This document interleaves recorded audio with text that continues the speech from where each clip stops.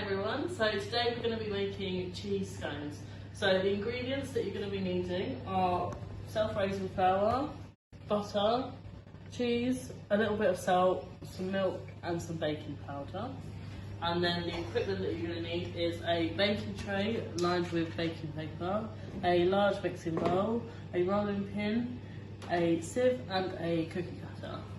So first things first, you're going to need to wash your hands and measure out all your ingredients and then preheat your oven to 180 degrees. So first step is to sieve the flour, the baking powder and the salt into your bowl.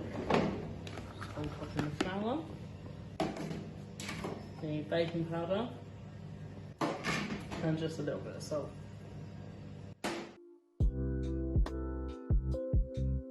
So next you need to add the butter to the flour mixture. And then what we're going to do is a technique called rubbing the butter and the flour together to make breadcrumbs. So just get your hands in there and just push it through your fingers like you're breaking up the butter but mixing in the flour at the same time.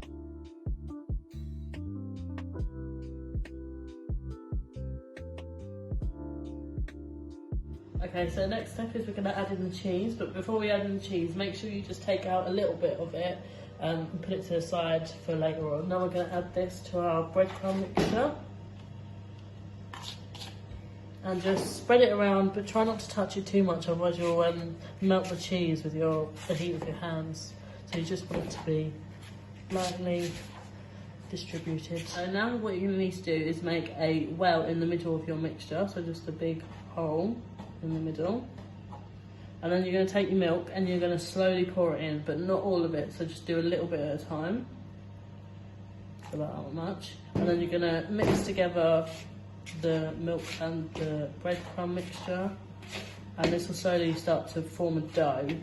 So you'll mix it in and you can see that the breadcrumbs are becoming bigger, but obviously it's still quite dry, so you need to add a little bit more. So make another little well, pour a little bit in, and then mix it all together and continue to do that until you can make a dough.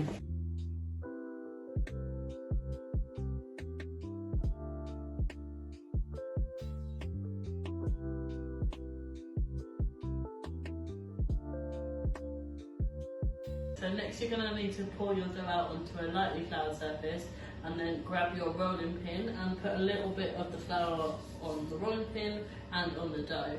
If you don't have a rolling pin, you can use like a glass or a bottle, like a glass bottle or something as an alternative. So now we're going to roll out the dough. It needs to be about quite thick, like an inch thick. Once you've rolled it out, you're going to take your cutter, or if you don't have a cutter like this, you can also use a glass, just a medium-sized glass. And what you're going to want to do is you want to press down hard on your dough, but don't wiggle it, because that stops it rising. So what you're going to do is you're just going to bring it back out and whip the dough around. And then what you're going to do is you're going to take your scone and place it on the baking tray. So once you can't cut any more out, you can just put the dough back together and re-roll it and start again.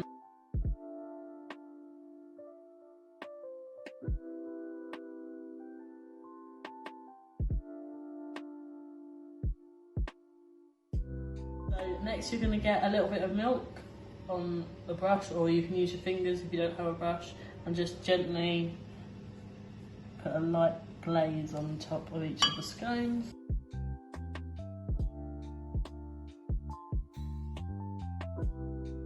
Now we're going to sprinkle the cheese that we put aside earlier, just a little bit on each of them. So now you just need to put it into the oven. Now you need to put it in for 12 to 15 minutes, so we'll do 12 and then we'll check on them. When they come out of the oven, they should be nice and crispy and golden brown and rised, and they're ready to eat. You can serve them with butter or have them with Marmite or something, have them hot, have them cold. And now all you have to do is to wash up. So